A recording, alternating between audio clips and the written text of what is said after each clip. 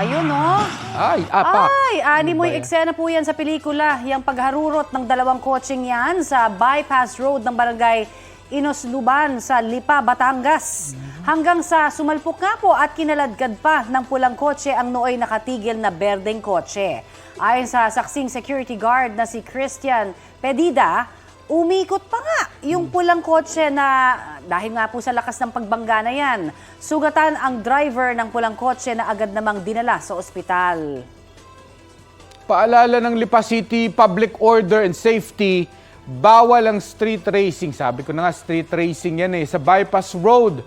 May multa itong 5,000 pesos at posibleng maipa-revoke ang driver's license. Patuloy ang investigasyon ng Land Transportation Office kaugnay sa insidente. Sinisikap naman ng GMA Regional TV, balitang Southern Tagalog, na makuhanan ho ng pahayag ang mga sangkot na driver. Balita ko, may tututukan kayo tuwing 11 a.m. sa GTV. Alamin ang mahalagang balita at impormasyong dapat ninyong malaman sa Balita Ko tuwing Lunes hanggang Biyernes. Mag-subscribe din po sa GMA Integrated News sa YouTube. Sa mga kapuso naman abroad, maaari po kaming masubaybayan sa GMA Pinoy TV at www.gmanews.tv.